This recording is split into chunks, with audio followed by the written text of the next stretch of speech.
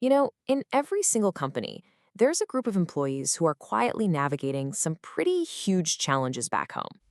So today, we're going to talk about them, the parents and caregivers of children with special needs. But more importantly, we're going to explore how we can move past just good intentions to provide real, actual support that ends up strengthening your entire team. And this right here, this quote, it just nails it, doesn't it? There's this massive gap between a company saying they care and an employee actually feeling cared for while they're trying to balance a career with the really complex world of special needs care. So let's dive right into this intention reality gap. We're going to take a look at the unseen challenges your employees are facing and why this really, really matters for your entire organization. I want you to picture one of your top performers. On the surface, they're on it, they're focused, they're productive, but underneath all that, they're carrying a constant, heavy mental load. They're the parents of kids with disabilities or autism or complex medical needs, juggling therapy appointments, school meetings, all while trying to give you their absolute best at work. So, if you're a manager, an HR leader, or a business owner, listen up. This is where you come in. You actually hold the power to make a huge difference here.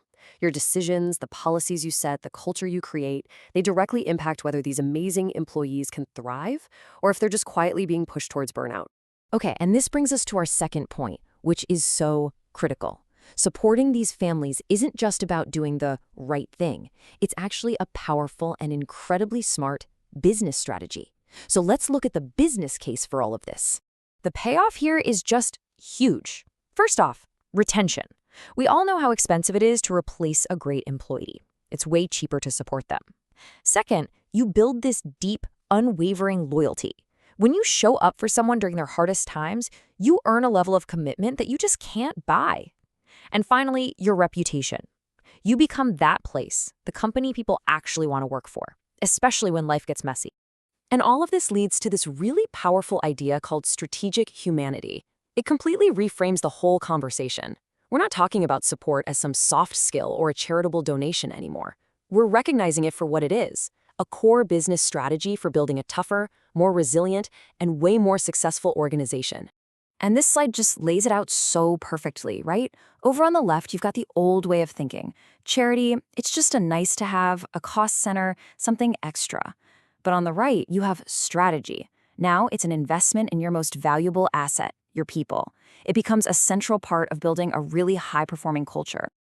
Okay, so that all sounds great, but how do we actually do this? How do we put strategic humanity into action without it becoming another massive, complicated initiative that just fizzles out? Well, it might be a lot simpler than you think. What if I told you that you could make a real, tangible impact in just 5 minutes? Seriously, that's what we're going to focus on.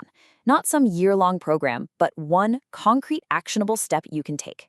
It takes just 5 minutes of your time, and it can create a positive ripple effect for the long haul. And let's be clear, this is not some abstract management theory. There's no fluff here. This is a practical, real-world tool you can start using in your very next one-on-one meeting. It's simple, it's grounded, and it's designed to be used right away. So let's get right to it. In this last section, we're going to reveal the single most powerful yet simple thing you can do to open the door and put strategic humanity to work for you. But this is the question, right? This is what stops so many well-meaning leaders dead in their tracks. We're so afraid of saying the wrong thing, of being awkward, or not having all the answers ready to go, that we end up saying nothing at all. And honestly, silence is often the worst possible response. This is it. This is the sentence. Just take a second to let that sink in. Of course, you can use your own words, but the message is what matters. It says, I see you, and it's okay to talk about it here. Notice what it doesn't do. It doesn't promise a solution. It promises something way more important, safety. And that is the absolute key takeaway. You don't need to have a perfect, fully formed support plan ready to go before you ask the question. The goal here isn't to have all the answers. The goal is simply to open the door to a conversation and create a space that's built on trust. So how can you use this, right now?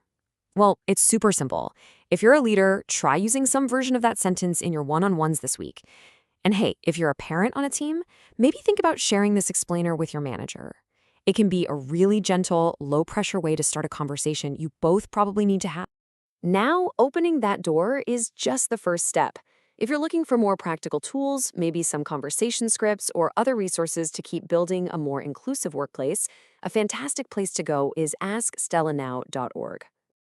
So as we wrap up, I'll just leave you with this one question to think about. Who on your team might be quietly waiting for this conversation? Whose door could you open this week?